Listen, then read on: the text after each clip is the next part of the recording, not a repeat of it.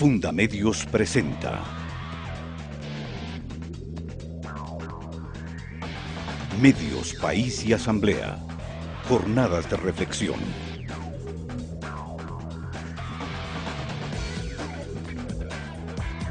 Capítulo 3. Medios y Gobierno. Una entrevista con Rafael Correa y Jorge Lanata. Ya pasó un minuto y todavía no me echó de acá y yo soy periodista. ¿Qué pasó? ¿Ya están grabando? ¿Qué? Estamos grabando, grabando. No, soy periodista buena gente. Y algunos incluso bastante capaces. Hay algunos que hasta parecen personas. No, algunos, todos son personas, pero puede haber personas mala fe, buena fe, mediocres, competentes.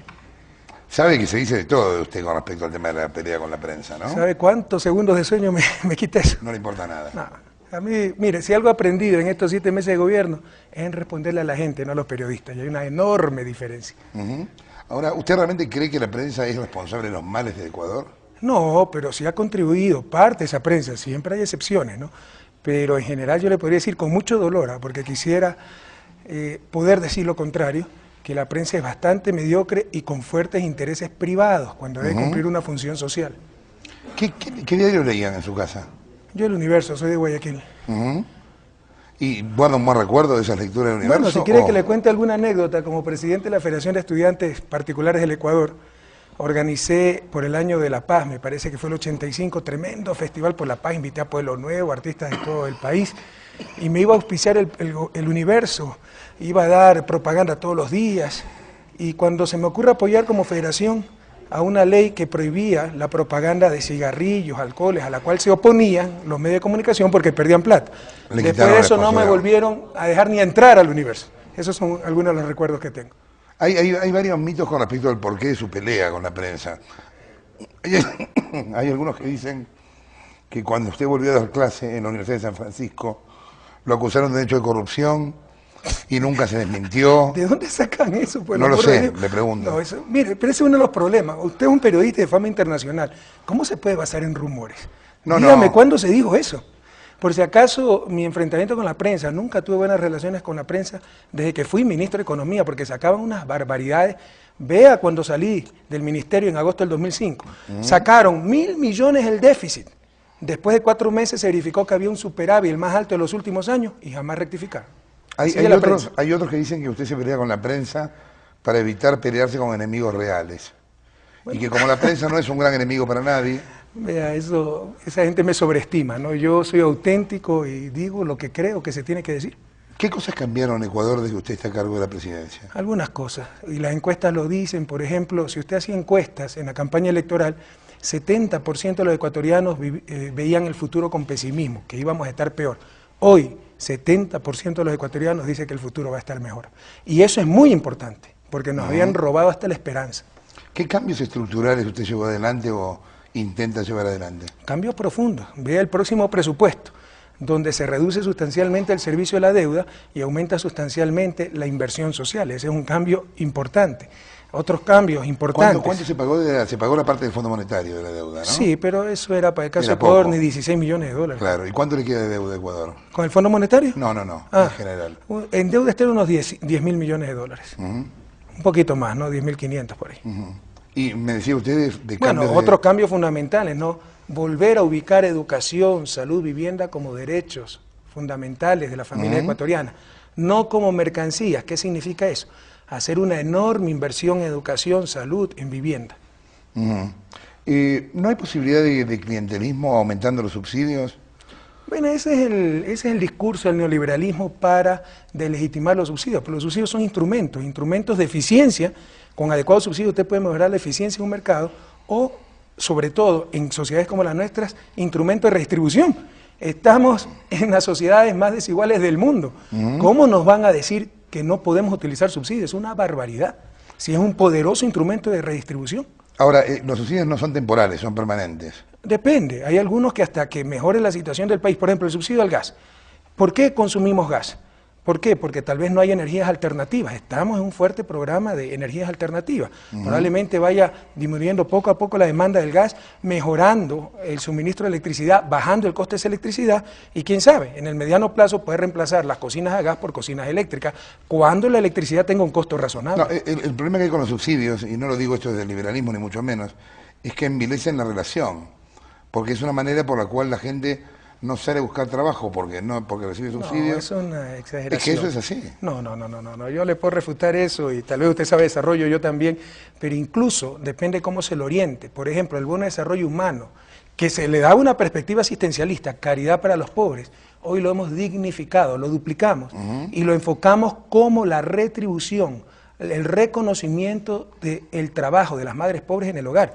Usted sabe que hay un gran trabajo que se llama el producto del hogar, que no es reconocido. Entonces lo planteamos como un reconocimiento a ese trabajo en el hogar e incluso con ese bono pueden adquirir automáticamente crédito en el Banco Nacional de Fomento, hasta $360, es decir, el monto en un año del bono para poner su negocito, etc. En todo subsidio hay una contraprestación por parte de quien lo recibe. Así es, hay corresponsabilidad. Por ejemplo, esas madres tienen la obligación de matricular a sus hijos en la escuela, tienen la obligación de llevar a sus hijos al subcentro de salud, etc. ¿Me puede explicar qué es el socialismo del siglo XXI? Maravilloso, pero no es fácil. No lo he entendido. No se lo puede empaquetar en conceptos sencillos, porque básicamente son principios más que modelos, pero les puedo decir algunos principios. Por favor. Coincidentes con el socialismo tradicional y otros no coincidentes. Por ejemplo, clave, y que nos diferencia enormemente el neoliberalismo, lo que hemos vivido en los últimos 20 años, supremacía del trabajo humano sobre el capital.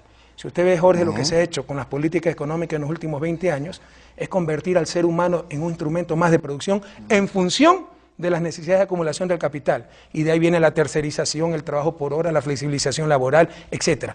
Eso es la antítesis del socialismo del siglo XXI. Para nosotros, el trabajo humano no es un factor más de producción, es el fin mismo de la producción. Otra característica... Ahora, ¿de qué manera llevarlo adelante? ¿Cómo? Protegiendo, recuperando los derechos laborales. Aquí usted vea, cuando llegamos al gobierno, había el contrato por hora. ¿Sabe cuánto se pagaba por hora en este país? $1 por hora.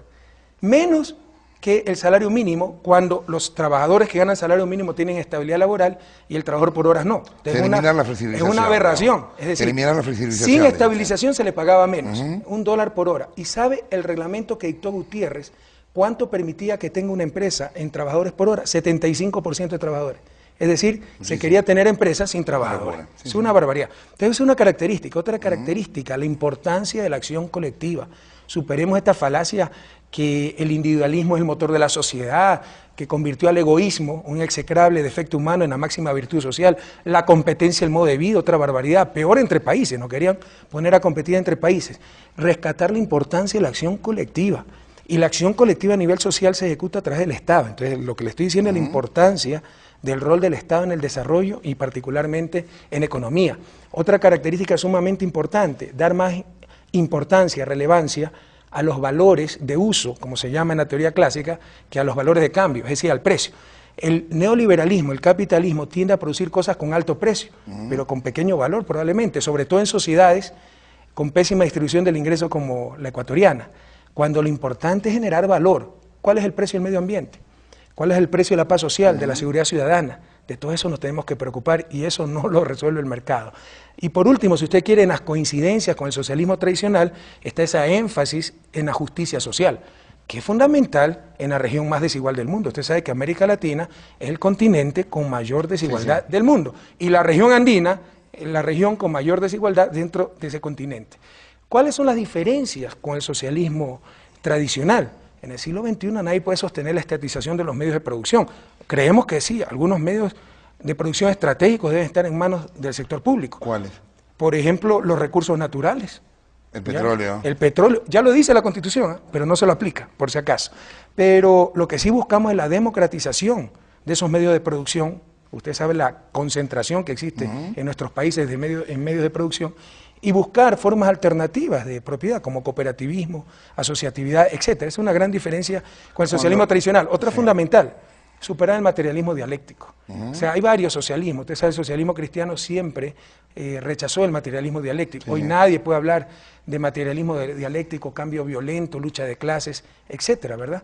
Entre las diferencias con el socialismo tradicional. Otra importantísima diferencia, que yo creo que fue uno de los grandes errores del socialismo tradicional, los modelitos.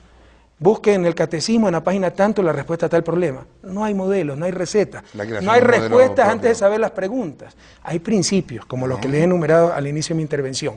Y si usted quiere, dentro de las diferencias con el socialismo tradicional, bueno, le insisto, no al cambio violento, no a esa estatización de los medios de producción, no a los modelos y a tener las respuestas antes de conocer las preguntas. Ahora, fíjese que sí hay algunas cosas del socialismo tradicional, a pelearse con los medios de comunicación. Eso es socialismo tradicional. Entonces Tony Blair era un socialista. No, pero no se peleaba con los... ¿Cómo que no? ¿Quién cree que le dijo bestia salvaje a los periodistas? ¿Usted? No, yo le dije, Tony Blair dijo bestia Mire, salvaje, es más, pero en las tantas tergiversaciones de la prensa sacaron Correa, les dijo bestia salvaje. Yo dije, Tony Blair les dijo bestia salvaje. mire, yo, es más, iba a pasar ahora unos tapes de Véalo completo. Véalo completo. Pero me pidieron que no los pasara. Ah, no, yo lamento mucho. No importa. Yo no tengo ningún problema. Yo le leo solo los títulos, con eso me parece que alcanza. Uno se llama Bestias Salvajes, el otro Gordito Horrorosa, el otro Expulsión Periodista, el otro Agradezca que soy presidente, y el otro Buque Escuela Guayas Verga. ¿De dónde sacó esos titulares? ¿De la prensa escrita? Porque si quiere que lea un consejo, nunca cree en nuestra prensa escrita. Saca cualquier barbaridad. En ninguna variación de su prensa escrita. Bueno, algunas se la aciertan, pero a mí me han sacado cosas entre comillas Mire, que nunca he dicho. Voy a leerle... ¿Quiere que le diga un ejemplo? Por ejemplo, sacaron que alguna vez dije que todos los... hay mala fe en ciertos grupos, entre ellos los periodistas.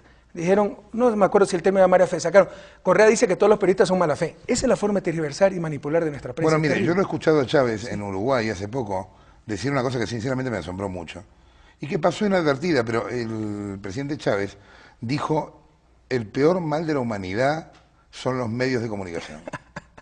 Yo creo que es una exageración, pero sinceramente creo que en nuestra realidad los medios de comunicación no contribuyen al desarrollo. Hay una, lamentablemente, contradicción en la propia naturaleza de la comunicación, que son medios privados, agentes privados, cumpliendo una función social. Y lastimosamente muchas veces no pueden superar sus intereses privados. Dijo el presidente Chávez eso después de una denuncia de corrupción, ¿no? Habría que ponerlo en un contexto. ¿Se acuerda cuando se encontró esa valija con $800.000 en el aeropuerto de Buenos Aires? Sí, pero hay muchos ejemplos. Por ejemplo, esta entrevista se está difundiendo en un canal que pertenece a un banquero. ¿Es que puede ser objetivo este canal? Por ejemplo, hace poco discutimos en este país la ley de justicia financiera para regular a la banca. ¿Es que podía ser objetivo este canal? Propiedad de un banquero en la discusión de la ley. Yo ni conozco Pero al por si banquero. acaso, para que se entere que está saliendo un canal, propiedad de un banquero, Fidel ¿Y a usted Egas. qué le parece que está mal? Sí, yo creo que es una relación incestuosa, nefasta para la sociedad, mezclar comunicación social con intereses económicos. Pero no hay otra manera, Correa. ¿Cómo que no? ¿Cómo va a poner...? Hay países que prohíben que medios de... que prohíben... Que grupos financieros posean medios de comunicación. en determinada región y mezclando medios electrónicos con gráficos. Pero evidentemente usted tiene que tener el dinero para montarlo, un canal. Así es. ¿Y de dónde lo saca? Y ojalá, aquí hay canales de televisión y periódicos que tienen tradición periodística, pertenecen a familias que siempre se han dedicado al periodismo y nada más que al periodismo. Pero cuando usted es banquero y tiene un canal de televisión y son sus empleados, los reporteros periodistas, ¿es que esos reporteros periodistas pueden ser objetivos, sobre todo en asuntos que tratan sobre la banca? Debieran serlo, y si no lo Pero son, no lo son, perderán... pues. Pero ¿sabe qué? Si no lo son... pregúntele a Jorge Ortiz, su tocayo. Si no lo son, perderán público. No, Bueno, aquí es el que yo rating... le diría con el mismo criterio. Si usted quiere un canal del Estado, usted cree ese en un es un bonito noticiero, argumento, Jorge, que usted cree en un noticiero yo también quisiera que creer hable ese mal de argumento. usted en el Estado. Yo quisiera también ¿Usted creer... cree en un noticiero que hable mal de usted en el Estado? Ya le respondo. Pero yo quisiera creer en ese argumento, ¿no? Que solito el público va a escoger el canal más creíble, pero eso no es cierto. Usted sabe que no es cierto, ni aquí, ni en Estados Unidos, ni en Alemania, ni en la China. Entonces, la desinformación engaña a la gente. Sobre lo que usted dice, a mí no me interesa saber mal o bien de mí, siempre y cuando sea con buena fe y con capacidad. Pero cuando es con mala fe y con incompetencia, yo creo que molesta a cualquiera. Al volver, Si aquí un canal participa en un golpe de Estado, es motivo suficiente para inmediatamente suspenderle la frecuencia. ¿Qué va a pasar con el tema del casamiento gay en la Asamblea? volvemos en un momento.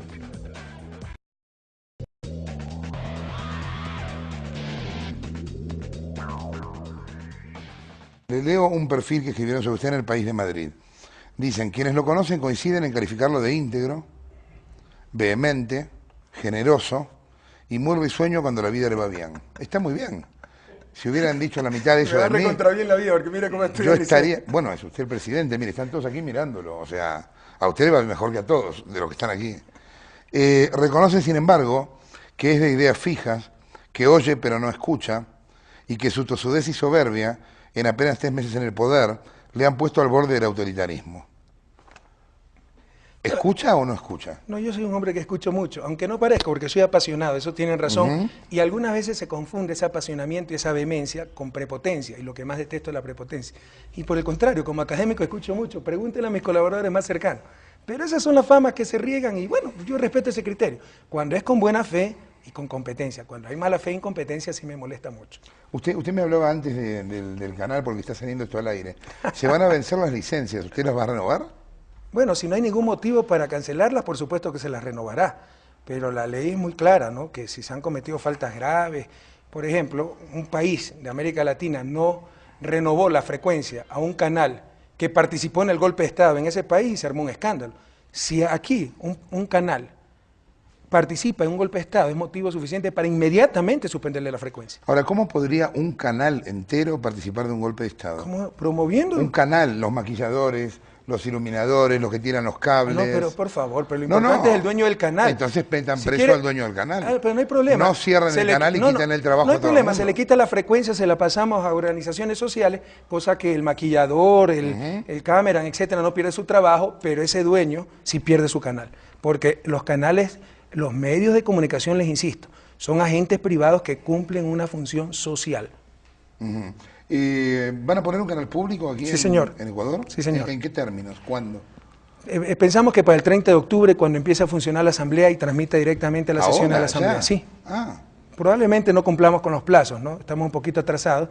Será un canal en los canales 48, 49. Fíjense las contradicciones. ¿Del cable? Las frecuencias, ¿es la VHF o la UHF? Claro, VHF. Sí, UHF. Pero fíjense las contradicciones. Las principales frecuencias son del 1 al 13, ¿verdad? Esa es sí, la claro. ¿Cómo se llama? Siempre me confundo en eso. ¿VHF o UHF? Del 1 al 13 es VHF, ¿verdad? Sí. Las frecuencias son del Estado y el Estado no tiene frecuencia VHF para su canal. No, Así son las cosas en realidad no son del Estado, son de la humanidad. No, son de la sociedad ecuatoriana. Son de la humanidad, y la humanidad a través de la OIT se la cede a los países.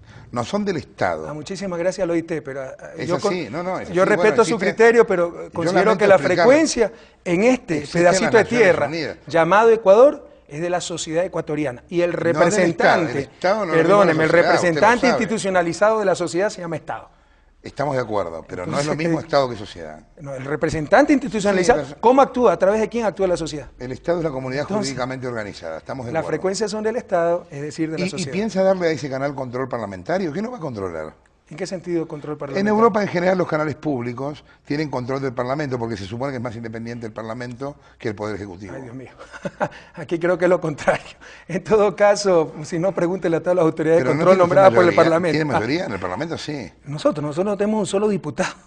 Ni siquiera bueno, presentamos... va a tener ahora en la Asamblea Constituyente. Vamos a ver. Creemos que como vamos, la vamos a ganar, y ahí tendrá que disolverse el Congreso y llamar a nuevas elecciones de diputados, porque este Congreso no representa a nadie. En todo caso, mire, va a ser un canal público del Estado, no del gobierno, y va a tener un cuerpo directivo independiente del gobierno, donde participe sociedad civil y otros grupos como universidades, etcétera, pero que tenga libertad para informar, que no dependa de intereses privados.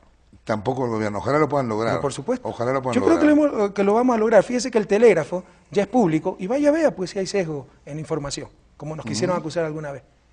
Es un periódico el telégrafo, ¿no? Sí, conozco, sí. ¿Por qué en Ecuador, no lo digo solo por usted, creen que todo se arregla con una nueva constitución? Bueno, yo nunca he dicho eso. Eso lo dijeron los medios de comunicación. Porque hubo 19 constituciones, ¿no? Así es, pero nunca ha habido un gobierno de la Revolución Ciudadana. En todo caso, creemos que es una condición necesaria para salir adelante, pero usted sabe desarrollo, yo también, sabemos que no existen condiciones suficientes. Se puede tener la mejor constitución del mundo, que sin buenos gobiernos va a ser esto un desastre. Pero se pueden tener los mejores gobiernos del mundo, que con malas leyes y una mala constitución es poco lo que se puede hacer. Y eso es lo que nos sucede actualmente. Estamos atados de mano. No se imaginan la cantidad de restricciones que tenemos por una constitución pésimamente elaborada y que trató de legitimar el neoliberalismo. ¿Y qué cambios hacen falta en la Constitución para que, en su opinión, el país funcione? Para empezar, para tener una verdadera democracia, mecanismos de elección de legisladores donde los legisladores sean verdaderamente representantes de la ciudadanía. Fíjese lo que sucede actualmente. El Congreso tendrá 3% de credibilidad. ¿A quiénes están representando? Ganamos con el 82% la consulta popular. El sí le dio al no el 7-1 el 15 de abril. Pero el 60% del Congreso se oponía a la consulta popular. ¿A quiénes representan estos señores? Y los ciudadanos, que supuestamente somos los representados, cruzados, atados de brazos, no podemos hacer nada. Ahora, tiene que haber revocatoria del mandato, tiene que haber elección por distritos para que ese legislador tenga que rendir cuenta a sus electores. El hecho de que se convoque a democratizar la democracia, que de última sería eso. Una democracia más participativa, más real. A través de lo que aquí llaman boletas, lo que llamamos nosotros boleta sábana, acá lo llaman boleta en plancha. ¿No es antidemocrática la boleta? Ese es otro error. Seguramente ya sé con qué periodista haber estado conversando y no entiende la diferencia. Yo les juro que desde chiquito tengo ideas solo. No se preocupe, he tenido algunas, no muchas. Confunde, algunas ideas cierto periodista aquí, para que vea el nivel de nuestro periodismo, confunde voto en plancha con voto en lista. En plancha significa que usted tiene un casillero, marca el 35 y está eligiendo a toda la lista. Pero la Constitución, si quiere le busca aquí el artículo, obliga, manda a que se pueda votar por lista o entre listas. Entonces tiene que tener agrupado por lista a los candidatos, no por orden alfabético, de acuerdo a la Constitución. Pero usted tiene que marcar cada casillero. Eso no es voto en plancha, eso es voto por lista. ¿Usted cree que la gente que va a votar conoce al número 8 o 9 de la lista? Algunos números sí los tienen muy posicionados. Algunos. Sí, muy identificados. ¿Pero no le parece un poco antidemocrático votar a gente que uno no conoce? Vea, mi querido Jorge, estamos en el proceso más democrático de la historia de este país. Primero hubo una consulta popular para que el pueblo decida si quería una asamblea con el estatuto que presentamos. Aprobado ese estatuto dice que todos los candidatos tendrán igualdad de oportunidades en los medios de comunicación, financiado por el Estado. Nunca se ha dado esto. Es cierto. ¿Qué mayor democracia?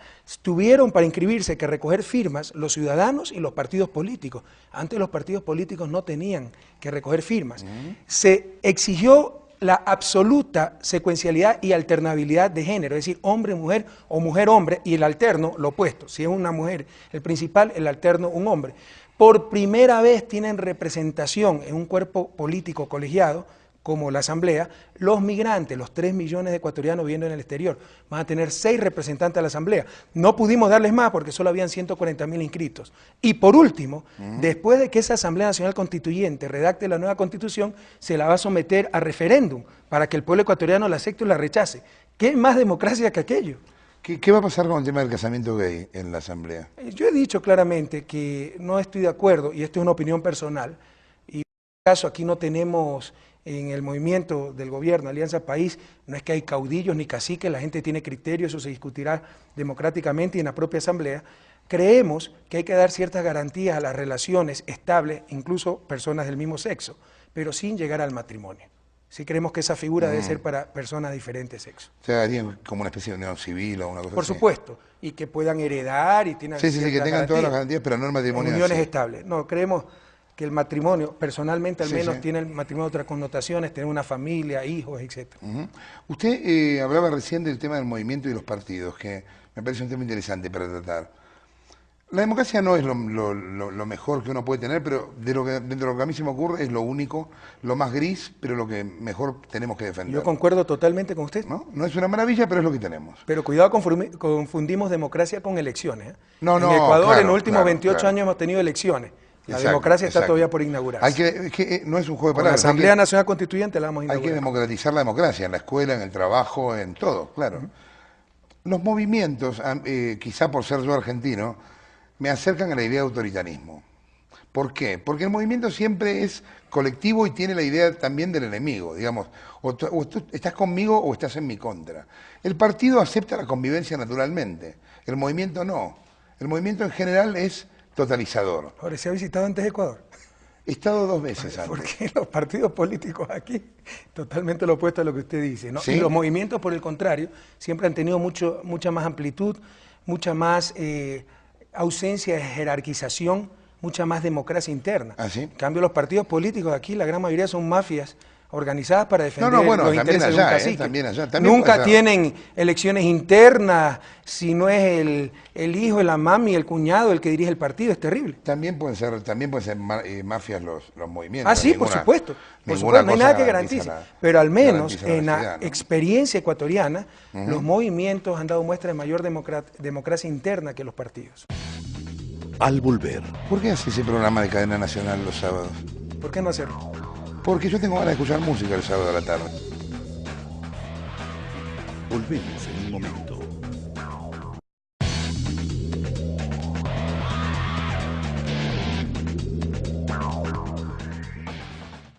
Me encontré en estos días, por supuesto a todo el mundo que me crucé, le preguntaba, ¿qué le preguntarías a Correa?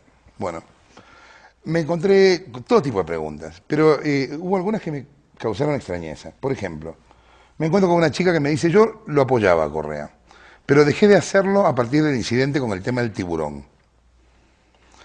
Busqué la ley, busqué la ley del tiburón. Sí, me alegro. Es raro lo de la pesca incidental del tiburón. ¿Cómo?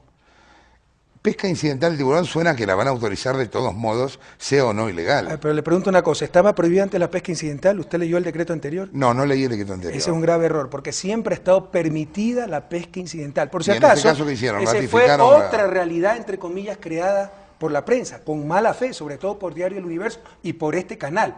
Siempre ha habido tiburones capturados en la playa de Tarqui, en Manta. Resulta que la noche a mañana los tiburones se convirtieron en estrellas de cine y cada tiburón capturado salía en primera página a todo color de los periódicos. Algo increíble, una mala fe total, e hicieron creer que había un holocausto tiburonero y que habíamos autorizado la pesca del tiburón. Sepa usted, Jorge, que en este país siempre ha sido autorizada la pesca incidental. Es imposible prohibirla, a no ser que prohíba la pesca, claro, ¿verdad? Claro. Pero ¿qué se hacía antes? Lo que pasa es que parece que el 80% de la pesca es incidental. No, eso es una exageración tremenda. A los En pescadores Estados artesanales... Unidos manejan esas A los estadísticas. pescadores artesanales ni siquiera les conviene la pesca del tiburón, más rentable la pesca del dorado, el picudo, etc. No había controles para pesca incidental, no había prohibición de los aparejos de pesca para tiburones, palangre tiburonero, etc. Se permitía la doble moral, se prohibía la pesca deliberada del tiburón, pero sí se permitía la internación temporal de containers llenos de aletas de tiburón provenientes de México, etc., para enviarlos al Asia. Nosotros hemos prohibido todo aquello. Hemos hecho controles para la pesca incidental. Prohibimos el palangre tiburonero, el sedal de acero, que es el que el tiburón no puede romper. Aumentamos de 7 a 17 los inspectores de pesca. Le hemos dado 4 camionetas, antes no tenían nada. Pero ¿qué pasa? Abolimos una barbaridad. Primero pídame que le entregue mi título de economista antes de sostener una barbaridad así. ¿Sabe lo que se hacía antes? Se le permitía la pesca incidental al pescador artesanal, pero se le obligaba a quemar la aleta y a vender solo el cuerpo, con lo cual perdía 4/5 partes del valor del tiburón. Sale como 500 ¿Y dólares. qué es lo que se producía? Un contrabando, pues lo que se hacía era el aleteo en alta mar y se contrabandeaban las aletas. Entonces, de todos modos, lo que había era pesca incidental sin control. Hoy se está controlando. Pero la mala fe llegó a tal nivel que nunca antes se había hecho allanamiento a casas de pescadores.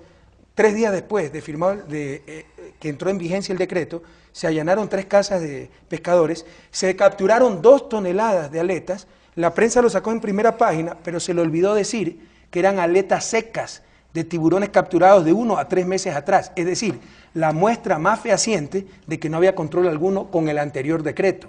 Pero eso no lo dijo la prensa. Ahora, Esa usted todo chica esto que lo ha dicho públicamente. Sí, pero ¿cuánto salió contra nosotros y cuánto salen las rectificaciones? O sea, es una desproporción terrible. Ahí hubo total mala fe. Así que a la chica que le preguntó eso, le digo con todo cariño, mi querida compañera, estás totalmente equivocada.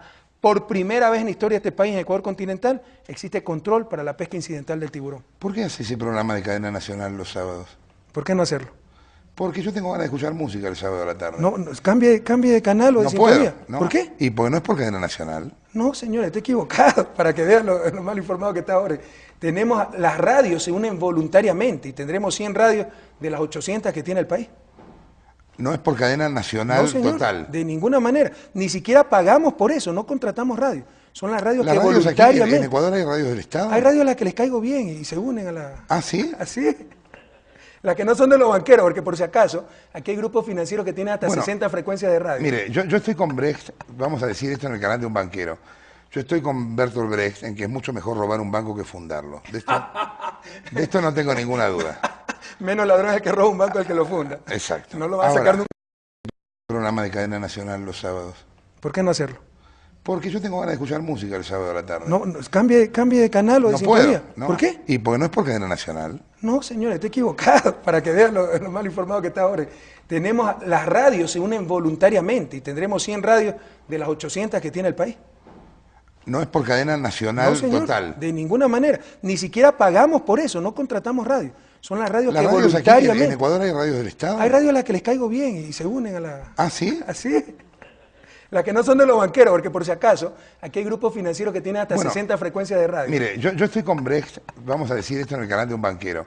Yo estoy con Bertolt Brecht en que es mucho mejor robar un banco que fundarlo. De esto no tengo ninguna duda. Menos ladrón es el que roba un banco el que lo funda. Exacto. No lo va a sacar nunca más entre el Amazonas. Jorge Ortiz va a estar bravísimo con usted. Ahora, escúcheme. ¿Qué ha hecho usted para controlar a los banqueros en el país desde que es presidente? Traté. Mandamos un proyecto de ley y todo el poder de la banca económico y político lo utilizó en el Congreso y lograron que se rechace nuestro proyecto y se apruebe una ley. Pregúntele a los ciudadanos, hoy estamos peor que antes. ¿Quiere saber cuánto es en dólares la tasa máxima para el microcrédito? 44%. Por la barbaridad que aprobó el Congreso por presiones de la banca. Por eso necesitamos ir a la Asamblea Nacional Constituyente, porque con este Congreso no se puede hacer absolutamente nada y tampoco se puede hacer nada para contener a esta banca cuyo poder político continúa intacto. En ese caso tuvo más poder un banquero que usted. No, el grupo de banqueros, toda la asociación de bancos. Bueno, no importa, eran muchos, pero eran banqueros, no eran presidentes. Por si acaso de los 7, oiga, pero si ganar las elecciones en este país no es ganar el poder. Precisamente por eso necesitamos la Asamblea Nacional Constituyente, para acabar con esos poderes fácticos que están en los grupos económicos, en ciertos medios de comunicación que se han creído dueños del país, en la partidocracia, etcétera. Ahora, a mí me alienta escucharle hablar de ciertos medios, no de todos los medios.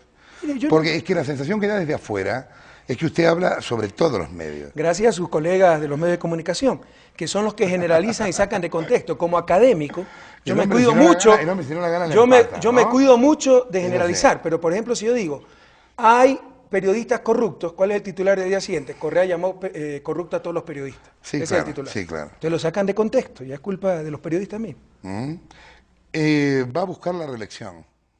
Mire, eso para mí es lo menos importante, lo que menos sueño nos quita es aquello. Yo siempre he sostenido que no entiendo por qué hay reelección inmediata para concejales, consejeros, alcaldes, prefectos, diputados, menos presidente y vicepresidente. Antes de ser hombre público, antes de ser ministro, como académico. Y la explicación que daba aquello era la mediocridad de nuestra clase política, que todos querían su pedacito de torta y su oportunidad. Ahora no me voy a contradecir con lo que siempre he pensado, pero créame que es lo que menos le importa al gobierno nacional. Aquí estamos por un proyecto histórico, no por hacer reelegir a una persona o no hacerla reelegir. No, porque justamente una de las cosas, si uno trata de renovar la clase política, algo que conspira contra esa renovación es la reelección. Si uno directamente la quitara de todos los cargos... Entonces, ¿por qué existe reelección en Estados Unidos, en Colombia, en Brasil, en Venezuela? Porque en todos lados la clase política quiere quedarse, es obvio, claro. No creo que haya funcionado tan mal. Entonces, yo le pongo la otra cara de la medalla. Si hay un buen gobierno, o sea, para renovarlo, no voy a reelegir ese gobierno. Entonces es tremendamente peligroso, pero le insisto, que no aparezca esto como que si estamos impulsando la reelección. Lo que menos nos interesa, este es un proyecto histórico, queremos una patria nueva, no hacer reelegir a un fulano. Con esto de las campañas de la derecha contra los distintos gobiernos, hoy me acordaba a la tarde de un libro de Neruda que se llama Confieso que he vivido. Claro que lo hemos leído. Usted lo habrá leído seguramente. Es su biografía, por favor. Sí, claro, su vida. Ahí él cuenta una cosa que es increíble, que es muy ingenua y muy terrible. Él un día encuentra a la mucama de su casa enterrando uno de los 2 vestidos que tenía. Porque le habían dicho que iba a venir el comunismo y le iba a quitar uno de los 2 vestidos. De ese pasaje no me acuerdo, leí como hace 20 años ese libro. Creía que se refería al evento de la mucama cuando él era embajador, no me acuerdo dónde. En Rangún, en Malasia. No. Esto que le digo, el episodio que tuvo con la mucama. No. Yo le digo esto de los vestidos, ¿no? Es increíble cómo a veces, a partir de la ingenuidad de la gente, se abusa el poder de ellas. Yo aquí he escuchado todo tipo de cosas sobre Ecuador. Por ejemplo, que se va a abolir la propiedad privada. Bueno, dígame usted qué piensa hacer con la propiedad privada. ¿Y a su altura todavía creen esas cosas? Yo le estoy preguntando. Bueno, la propaganda, por si acaso la propaganda de los opositores son malos. Yo también creo que todos los presidentes no son malos, pero... Yo creo que todos los políticos, los politiqueros son malos. Por eso no me considero político en el buen sentido de la palabra, sí me considero. Politiquero, los que siempre habían en Ecuador, de ninguna manera. Así que critique nomás a los políticos, No, está bien. que yo le hago barra ahí. En todo ¿Qué va a hacer caso, con la propiedad privada? mire, ¿Qué va a la hacer la campaña en constituyente, contra no usted? que nos están haciendo es que vamos a desdolarizar, que el socialismo significa que si tiene 2 carros le quito uno, si tiene 2 terrenos le quito uno. ¿Cuál es nuestra tranquilidad? Que lo mismo dieron en la segunda vuelta electoral y ganamos con la victoria más amplia de las últimas 3 décadas. Así que creo que es un recurso de desesperación y que nadie, pues algo inteligente, se va a creer esa barbaridad, ¿no? ¿Va a haber una reformulación del concepto de propiedad en la constituyente? No, la propiedad privada va a estar más que garantizada y debidamente garantizada. Hoy no tiene garantía, con la corrupción del sistema de justicia, lo que se con dice los era- abusos de la partidocracia, etc. Lo que usted dice de la dolarización, usted querría desdolarizar. La gente no quiere desdolarizar, por lo que me dicen aquí. Bueno, no es tan cierto eso. Ahora, la lógica individual es diferente a la lógica colectiva, por eso existe la micro y la macro. Usted como economista, Por ejemplo, usted sí. como economista desdolarizaría. Si yo pudiera, por supuesto, pero eso nos puede crear hasta una guerra civil. Por eso hemos dicho, en los 4 años de gobierno, y la gente ha aprendido a creernos, se mantendrá la dolarización. Pero cuidado, que ese argumento de que la gente no quiere salir de dólares es falaz. Pregunte si la gente quiere pagar impuestos, entonces eliminemos los impuestos y el país se va a la quiebra. No, lógico. Esa es la diferencia entre la visión micro y la visión macro. Los que sabemos de economía entendemos claramente esa visión, pero hay algunos economistas que repiten esa barbaridad de que la gente no quiere dejar los dólares. O sea, no se les ha ocurrido que por eso existe la macroeconomía, precisamente. ¿Qué lo une a Chávez?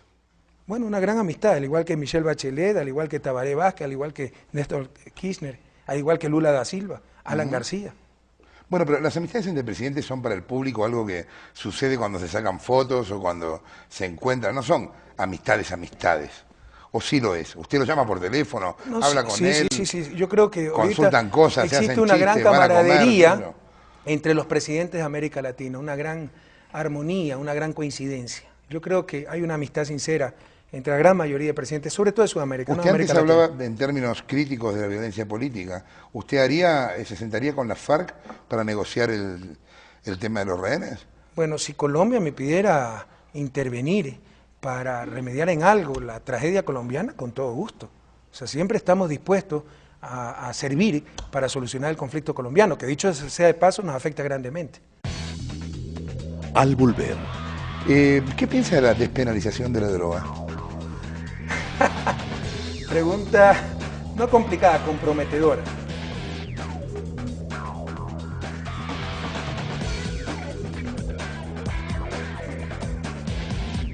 volvemos en un momento.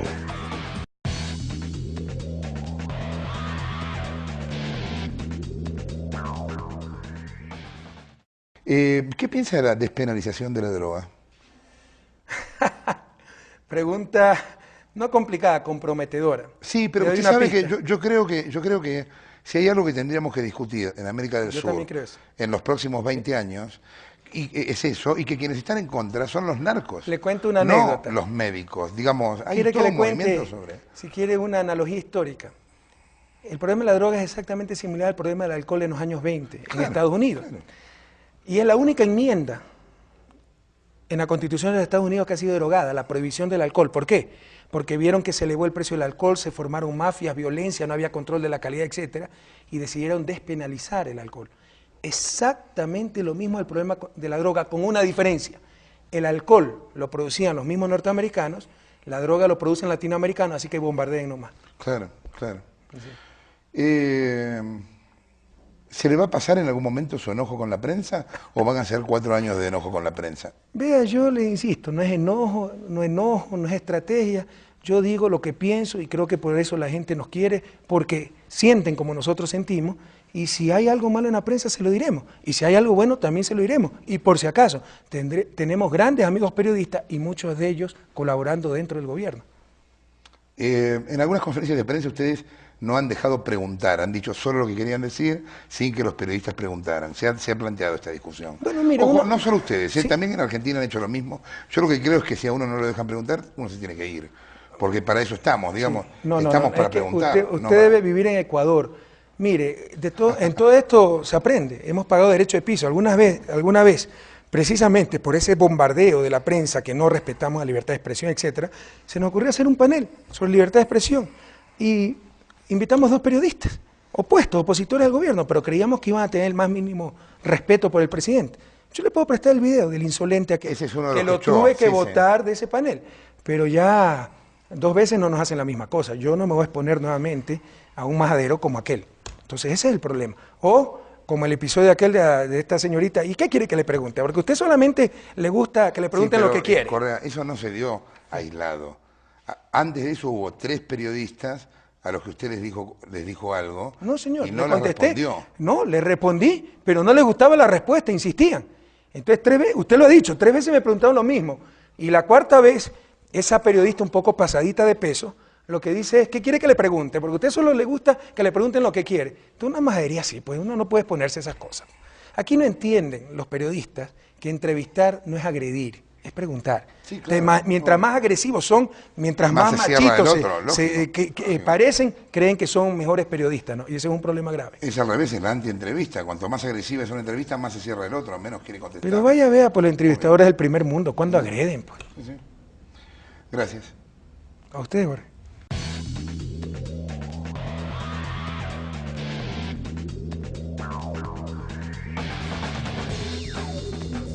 Fundamedios presentó Medios, País y Asamblea. Jornadas de reflexión.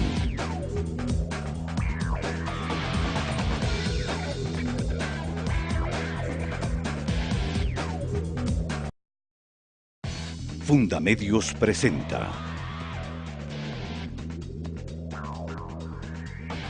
Medios, País y Asamblea. Jornadas de reflexión.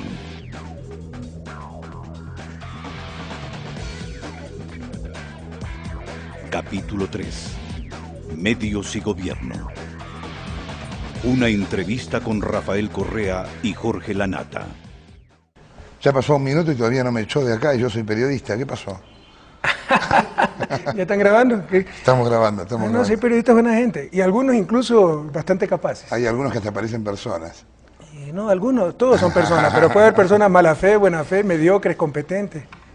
Sabe que se dice de todo de usted con respecto al tema de la pelea con la prensa, ¿no? ¿Sabe cuántos segundos de sueño me quita eso? No le importa nada. No, a mí, mire, si algo he aprendido en estos 7 meses de gobierno es en responderle a la gente, no a los periodistas, y hay una enorme diferencia.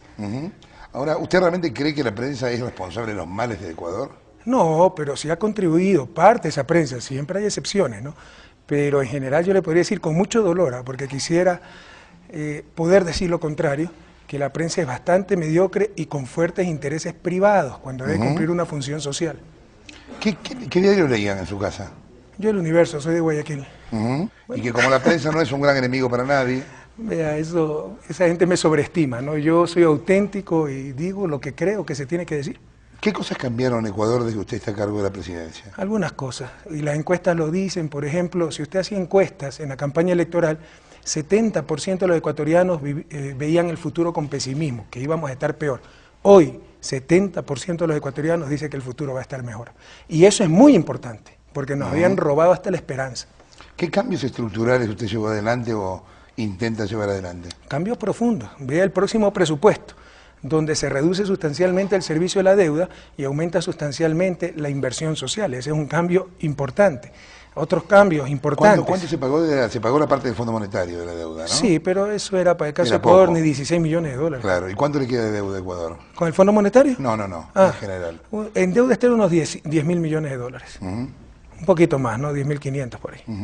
Y me decía usted de cambios otros cambios fundamentales, ¿no? Volver a ubicar educación, salud, vivienda como derechos fundamentales de la familia ecuatoriana, no como mercancías. ¿Qué significa eso?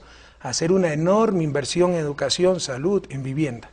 ¿No hay posibilidad de clientelismo aumentando los subsidios? Bueno, ese es el discurso del neoliberalismo para delegitimar los subsidios, pero los subsidios son instrumentos de eficiencia. Con adecuados subsidios usted puede mejorar la eficiencia de un mercado o, sobre todo, en sociedades como las nuestras, instrumentos de redistribución. Estamos en las sociedades más desiguales del mundo. ¿Cómo nos van a decir que no podemos utilizar subsidios? Es una barbaridad.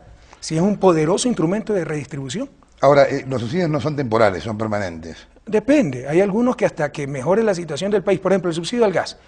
¿Por qué consumimos gas? ¿Por qué? Porque tal vez no hay energías alternativas. Estamos en un fuerte programa de energías alternativas. Probablemente vaya disminuyendo poco a poco la demanda del gas, mejorando el suministro de electricidad, bajando el coste de esa electricidad y quién sabe, en el mediano plazo puede reemplazar las cocinas a gas por cocinas eléctricas cuando la electricidad tenga un costo razonable. No, el problema que hay con los subsidios, y no lo digo esto desde el liberalismo ni mucho menos, es que envilecen la relación, porque es una manera por la cual la gente no sale a buscar trabajo porque recibe subsidios. No, es una exageración. Es que eso es así. No, yo le puedo refutar eso y tal vez usted sabe desarrollo, yo también, pero incluso depende cómo se lo oriente. Por ejemplo, el bono de desarrollo humano, que se le da una perspectiva asistencialista, caridad para los pobres, hoy lo hemos dignificado, lo duplicamos y lo enfocamos como la retribución, el reconocimiento del trabajo de las madres pobres en el hogar. Usted ¿Y guarda un buen recuerdo de esas lecturas del universo? Bueno, si quiere que le cuente alguna anécdota, como presidente de la Federación de Estudiantes Particulares del Ecuador, organicé por el Año de la Paz, me parece que fue el 85, tremendo festival por la paz, invité a Pueblo Nuevo, artistas de todo el país, y me iba a auspiciar el universo, iba a dar propaganda todos los días, y cuando se me ocurre apoyar como federación a una ley que prohibía la propaganda de cigarrillos, alcoholes, a la cual se oponían los medios de comunicación porque perdían plata. Después de eso no me volvieron a dejar ni entrar al universo. Esos son algunos de los recuerdos que tengo. Hay varios mitos con respecto al porqué de su pelea con la prensa. Hay algunos que dicen que cuando usted volvió a dar clase en la Universidad de San Francisco, lo acusaron de hecho de corrupción y nunca se desmintió. ¿De dónde sacan eso? Pues no lo sé, le pregunto. No, mire, pero ese es uno de los problemas. Usted es un periodista de fama internacional. ¿Cómo se puede basar en rumores? Dígame, ¿cuándo se dijo eso? Por si acaso, mi enfrentamiento con la prensa, nunca tuve buenas relaciones con la prensa desde que fui ministro de Economía, porque sacaban unas barbaridades. Vea cuando salí del ministerio en agosto del 2005. Sacaron 1.000 millones el déficit. Después de 4 meses se verificó que había un superávit, el más alto de los últimos años, y jamás rectificaron. Hay otros que dicen que usted se pelea con la prensa para evitar pelearse con enemigos reales. Usted sabe que hay un gran trabajo que se llama el Producto del Hogar, que no es reconocido. Entonces lo planteamos como un reconocimiento a ese trabajo en el hogar, e incluso con ese bono pueden adquirir automáticamente crédito en el Banco Nacional de Fomento, hasta $360, es decir, el monto en un año del bono para poner su negocio. En todo subsidio hay una contraprestación por parte de quien lo recibe. Así es, hay corresponsabilidad. Por ejemplo, esas madres tienen la obligación de matricular a sus hijos en la escuela, tienen la obligación de llevar a sus hijos al subcentro de salud, etcétera. ¿Me puede explicar qué es el socialismo del siglo XXI? Maravilloso, pero no es fácil. No lo he entendido. No se lo puede empaquetar en conceptos sencillos, porque básicamente son principios más que modelos, pero les puedo decir algunos principios. Por favor. Coincidentes con el socialismo tradicional y otros no coincidentes. Por ejemplo, clave, y que nos diferencia enormemente el neoliberalismo, lo que hemos vivido en los últimos 20 años, supremacía del trabajo humano sobre el capital. Si usted ve, Jorge, lo que se ha hecho con las políticas económicas en los últimos 20 años, es convertir al ser humano en un instrumento más de producción en función de las necesidades de acumulación del capital. Y de ahí viene la tercerización, el trabajo por hora, la flexibilización laboral, etcétera. Eso es la antítesis del socialismo del siglo XXI. Para nosotros, el trabajo humano no es un factor más de producción, es el fin mismo de la producción. Otra característica... Ahora, ¿de qué manera llevarlo adelante? ¿Cómo? Protegiendo, recuperando los derechos laborales. Aquí usted vea, cuando